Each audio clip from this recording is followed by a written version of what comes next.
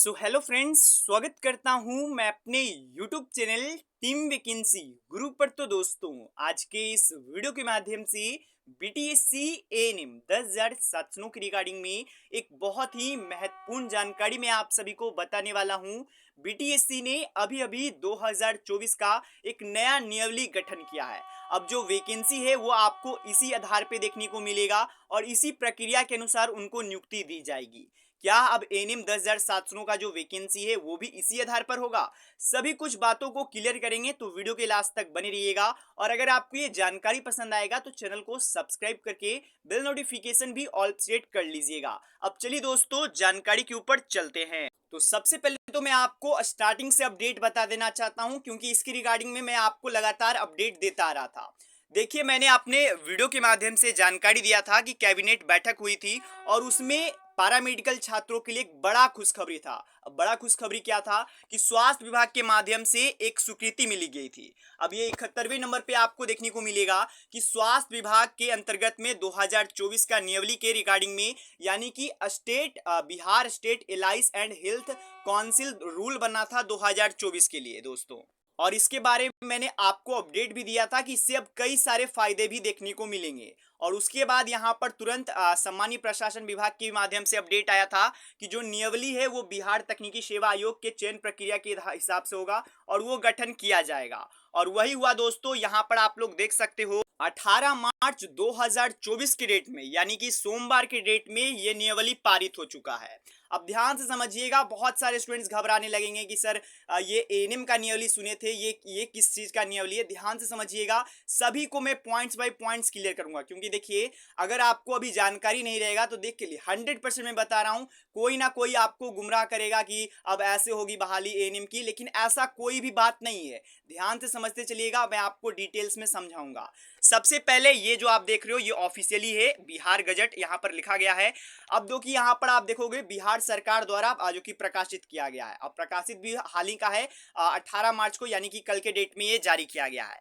मैं आपको सबसे पहले स्पष्ट कर देना चाहता हूं, जो एएनएम का वैकेंसी चल रहा है 10,700 का, उसमें अभी के अनुसार कुछ भी कहा नहीं जा सकता है, क्योंकि वो बहाली एएनएम के कैडर रूल, मतलब कि जो 2018 का कैडर रूल था उसके अनुसार यहाँ पर केस किया गया है। तो जब तक केस का फाइनल जजमेंट नहीं आ जाता है तब तक कुछ भी यहाँ पर कहा नहीं जा सकता है। लेकिन ये जरूर है कि अगर 2023 का नियमावली था उसके आधार पर होता है तो उसमें भी कुछ यहाँ पर आपको अपडेट देखने को मिलेंगे। कुछ बातें हैं जो कि यहाँ से आपको समझते चलना है, ध्यान से समझिएगा। सबसे पहले मैं आपको बताना चाहता हूं, बीटीएससी का ये नियमावली है। बीटीएससी के पहले नियमावली 2018 का था, उसमें क्या था, काउंसलिंग के आधार पे होता था बहाली। काउंसलिंग के आधार पे होता था बहाली, और काउंसलिंग के आधार पे आपको पता होगा डिप्लोमा में जितना नंबर आया है उससे 0.6 से गुणनखंड किया जाता था और स्कूटनी के आधार पे बहाली होती थी। और आपको यह भी पता होगा कि उसमें करीबन 3 गुना कैंडिडेट्स को बुलाया जाता था, यानी कि 10,700 की बहाली थी, तो अगर उस नियमावली के अनुसार होता तो यहाँ पर 30,000, करीबन 30,000 नहीं, उसके 3 गुना, यानी कि आपको करीबन 31-32 हजार देखने को मिलता। उतना लोगों को यहाँ पर काउंसलिंग में बुलाया जाता और उन लोगों का काउंसलिंग होता, लेकिन लास्ट में नौकरी 10,700 का ही होता। वो 2018 की नियमावली था। वही बात किया गया है कि जो चयन प्रक्रिया 2018 का था उसे बदल करके अब 2024 का लाया गया है। अब इसमें कुछ बातें आपको ध्यान देना होगा। सबसे पहले तो मैंडेटरी कर दिया गया है, यानी कि आवश्यक कर दिया गया है एग्जाम। अब जो भी वैकेंसीज होंगे, जो भी यहां पर आप देख सकते हो चौथे नंबर पर, उसमें ऑनलाइन या ऑफलाइन, यानी कि कंप्यूटर के माध्यम से या फिर आप बोलिए रिटन टेस्ट, दोनों किसी ना किसी माध्यम से एग्जाम लिया ही जाएगा। एग्जाम लिया जाएगा। सरकार एग्जाम पर बहुत ज्यादा फोकस कर रही है। मैं ये नहीं कर रहा हूं कि जो देखिए 10,700 की बहाली उसमें भी ये हो जाएगा, उसका अलग केस है। उसका जो संविदा बहने हैं उनका भी कहना सही है, जो एग्जाम पास आउट किए हैं उनका भी कहना सही है। इसी कारण से तो कोर्ट जो केस है वो कोर्ट में चल रहा है। अब जैसे ही उसका डिसीजन आ जाएगा तो उसके उपरांत में मैं आपको अपडेट दे दूंगा। तो यहाँ पर वो आप पढ़ सकते हो कि अब यहाँ पर जो एग्जाम, अब जो भी, अब जैसा कि पता होगा इसी के कारण से क्या हो रहा था कि जो फार्मासिस्ट की बहाली थी वो भी रद्द कर दिया गया। ड्रेसर की वैकेंसीज काफी समय से नहीं आ रही थी। आप कहिएगा तो यहाँ पर जो एक्सरे ओटी सभी के लिए बड़ी खुशखबरी होगा, क्योंकि अब सभी को वैकेंसीज में रद्द किया गया था। अब वैकेंसी आपको जल्द देखने को मिलेगा, साथ में उसमें एग्जाम पैटर्न देखने को मिलेगा, ये आप समझ लीजिए। अब जो भी ड्रेसर की वैकेंसी अटकी हुई थी वो भी वैकेंसीज आ पाएगी, उसमें आप लोग का भी एग्जाम होगा। सब कुछ एकदम क्लियर हो चुका है लगभग आप सभी के लिए। और भी कुछ बातें वो आप लोग समझ लीजिएगा। तो सबसे पहले तो जो डॉक्यूमेंट वेरिफिकेशन होगा, यानी कि काउंसलिंग भी आप कर सकते हो या फिर डी भी कर सकते हो, उसमें पहले था कि 3 गुना कैंडिडेट्स को बुलाया जाएगा, लेकिन अब के अनुसार से 1.5 गुना, सॉरी 1.5 गुना भी नहीं कर सकते हैं दोस्तों, इसे कह सकते हैं 1.25, यानी कि आप कह सकते हो कि इतने लोगों को बुलाया जाएगा। मतलब कि आप कह सकते हो कि 100 लोगों की अगर वैकेंसी है, 100 लोगों की अगर वैकेंसी है, 100 लोगों का जॉब है, तो उसमें काउंसलिंग के लिए 125 लोगों को बुलाया जाएगा। एक तरीके से ये कहा जा रहा है, आप लोग समझ पा रहे होगे कि एक जॉब के लिए 1.25 आदमी को बुलाया जाएगा, यानी कि ये आप लोगों ने समझ लिया कि थोड़ा सा ज्यादा लोगों को बुलाया जाएगा। लेकिन यहाँ पर एक चीज बताया गया है, ध्यान से समझिएगा, जो कि एएनएम 10,709 बहाली में हुआ है।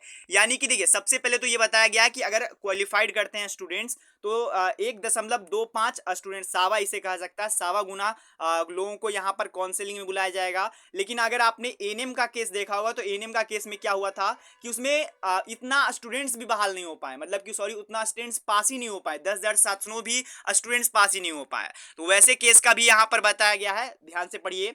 यहाँ से हम लोग स्टार्ट करते हैं। सबसे पहले बताया गया है, परंतु रिक्तियों की कुल संख्या 1.25 यानी कि 1.25 गुना लिखित परीक्षा में योग्य पाए गए अभ्यर्थियों की संख्या कम रहने की स्थिति में, यानी कि कम अगर होती है तो क्या होता है, और कम आपको पता होगा एने में हुआ है, तो ये स्थिति आप लोग ध्यान से समझिएगा।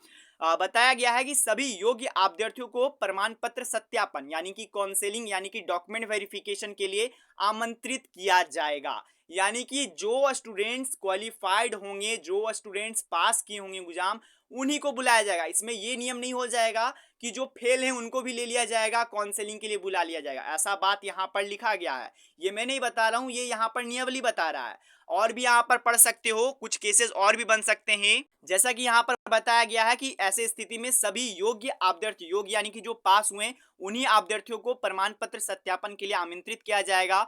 उक्त के आधार में चयन हेतु मेगा सूची तैयार की जाएगी, और उसी के आधार पर यहाँ पर मेगा सूची तैयार किया जाएगा। परंतु यह भी है कि यदि प्रमाण पत्र सत्यापन में पश्चात, मतलब कि प्रमाण पत्र सत्यापन के बाद काउंसलिंग के पश्चात चयन हेतु जो तैयार मेगा सूची किया गया है, किसी कोटि में, यानी कि कोई भी कैटेगरी में जो चयनित अभ्यर्थी हैं, चयनित अभ्यर्थी उनकी संख्या उस कोटि के विज्ञापित रिक्तियों के कुल संख्या से कम हो जाती है, तो ये जो आवश्यकता अनुसार 1.5 गुना बुलाया गया था, उसी में से अधिक योग्य अभ्यर्थियों को प्रमाण पत्र सत्यापन के लिए जो कि आमंत्रित किया जा सकेगा। ये अपडेट यहाँ पर आप लोग स्पष्ट देख सकते हो दोस्तों। बाकी जो भी स्टूडेंट्स अभी के समय में, अभी आपको पता है, जब तक केस का क्लियर नहीं हो जाता तब तक क्लियर कुछ नहीं कहा जा सकता है। ये जो आप कह सकते हो नियमली उन लोगों के लिए इंपॉर्टेंट होगा जो भी आगे आने वाली वैकेंसी के लिए वेट कर रहे हैं, उन लोगों के लिए ज्यादातर इंपॉर्टेंट होगा।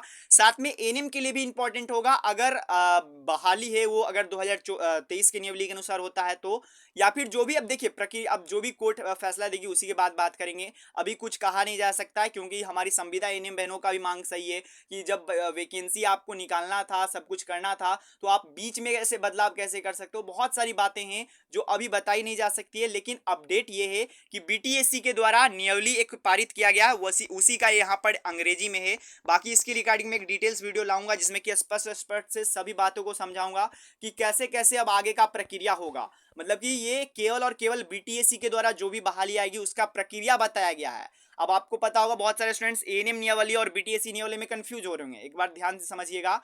देखिए, जो एएनएम नियमावली था उसमें तो आपको ये बताया जाएगा कि संविदा का इतना 5 नंबर मिलेगा, जो आप कह सकते हो हायर क्वालिफिकेशन का इतना नंबर मिलेगा, वो सब चीज यहाँ पर आपको देखने को नहीं मिलेगा। एएनएम नियमावली में आपको सिलेबस देखने को मिलेगा, ये सब देखने को मिलेगा। और जो ये बीटीएससी का नियमावली जारी हुआ है, इसमें आपको प्रक्रिया समझाया जाएगा कि बहाली की प्रक्रिया क्या होगी, ये आप समझिएगा। और ये जरूरी नहीं कि एएनएम बहाली में, जरूरी नहीं कि ड्रेसर की बहाली में, जरूरी नहीं कि स्वास्थ्य विभाग की बहाली में, जो भी बहालियां आएंगी वो सभी बहालियों में ये आपको देखने को मिलेगा।